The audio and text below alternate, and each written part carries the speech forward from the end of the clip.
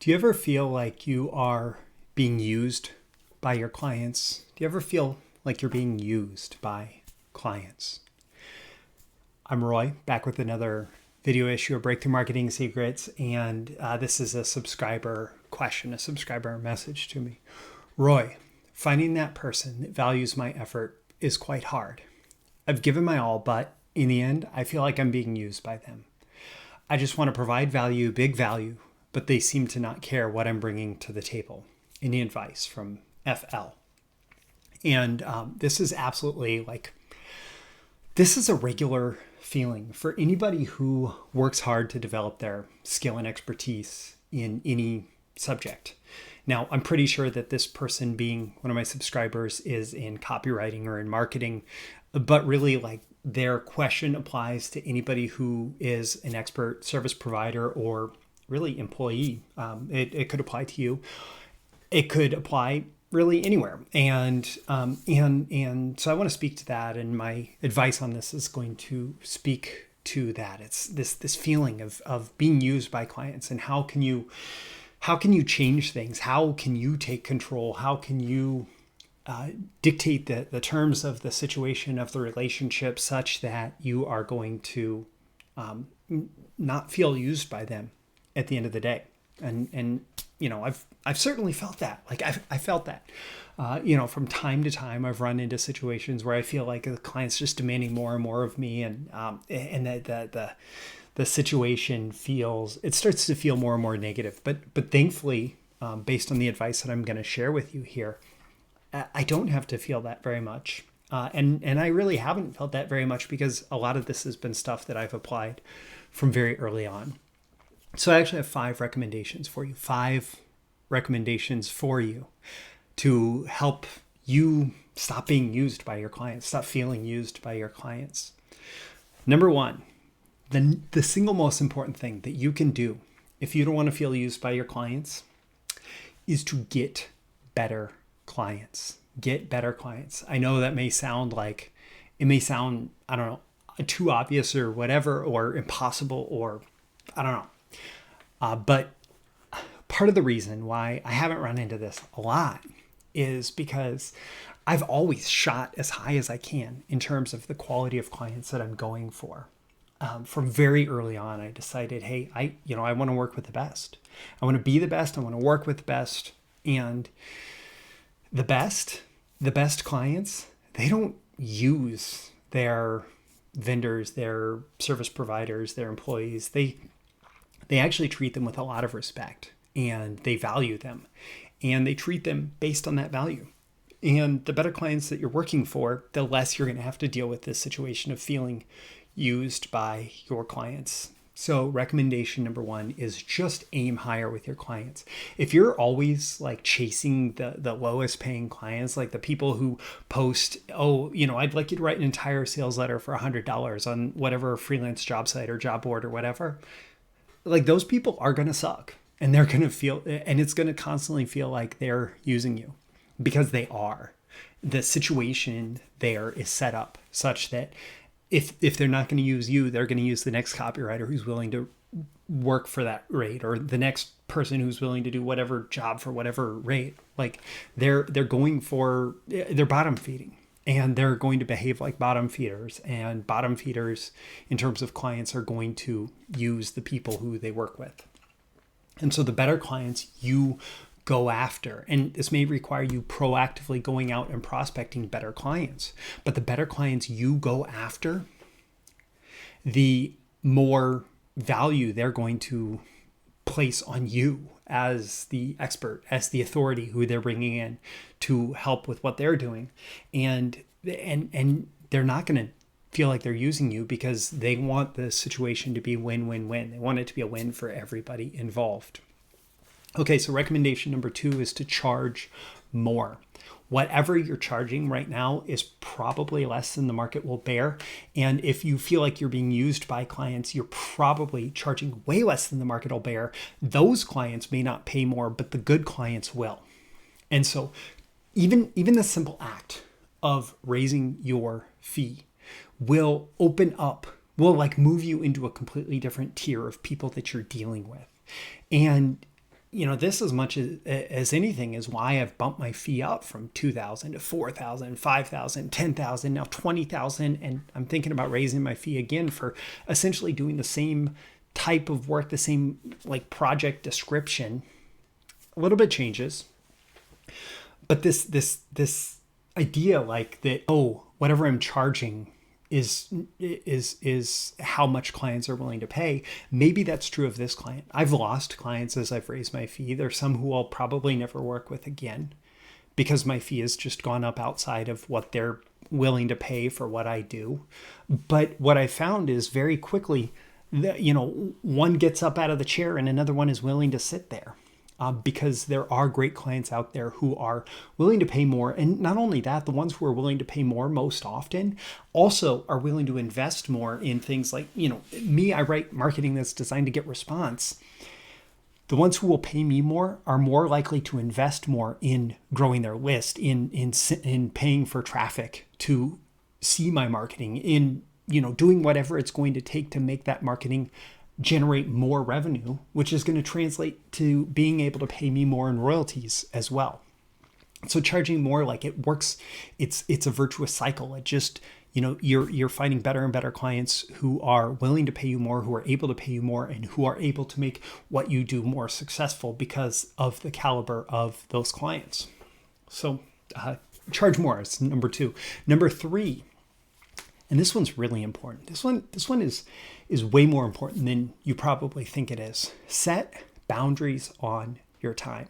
You need to set boundaries on the time that you're giving away. You need to show up to appointments on time. You need to control the time that you are giving in terms of your personal presence in a client relationship. And most importantly is to minimize the amount of free time that they're getting. A lot of times, like, people are just so desperate to get clients that they're just willing to give away, another free consultation, another free whatever, another, like, I'm just trying to give away, like, give so much value to get you to become a client. And they never like cut that off. They never say, hey, listen, if you're serious about getting started, let's just pay me and we'll start with the project, right? And the people who get used the most are the people who are unwilling to set that boundary. The people who are unwilling to say, like, this, the free time has to stop. If you're serious about developing this relationship and us working together, you need to invest. You need to invest in me. And setting boundaries on your time is huge for that. Now, if you follow my recommendations in my free Launch Your Client Business mini course or in the Client Getting Blueprint, which is basically the same content but goes much deeper, what you're going to find is that, like, even that entire process is built for managing the amount of free time that you give away, minimizing that, and setting boundaries on your time, even from that point of prospecting where you say, hey, let's have a conversation to see if we're a fit together, if we should do a project together. And at the end of that conversation, we'll figure out if we are. And at the end of the conversation, I will tell you what the terms of our deal are. And so then, maybe there's a Q&A session after that.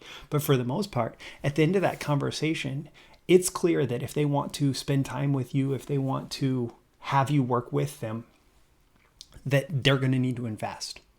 And if you follow that process, you're going to find, like, the people who are serious and who will treat you with value, who won't use you, are going to be the people who follow through after that. And the people who just want to use you and, take up all your time and not treat your recommendations for the expert status that they have, those people are going to disappear. They're going to fall away.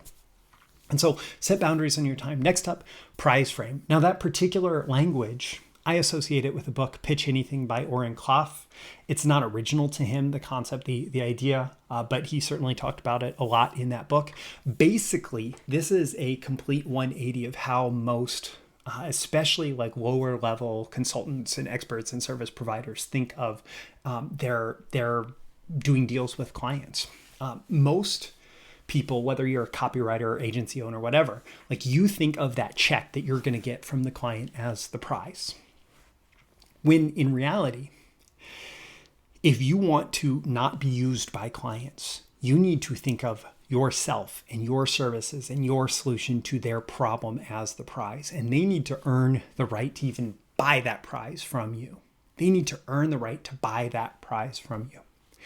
And so there's this mindset shift that has to go on where you, instead of thinking, oh, this client relationship is the prize, you think I'm the prize, and they have to show that they're worthy of the prize. And if they are not able to show that they're worthy of the prize, well, then they need to hit the road, Jack, right?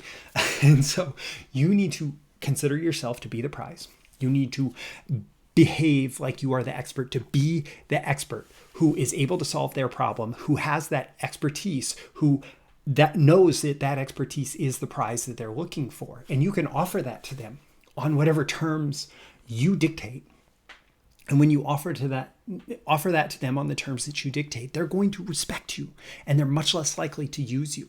And when you behave like you are the adult in the room, like you say, hey, this is the rules.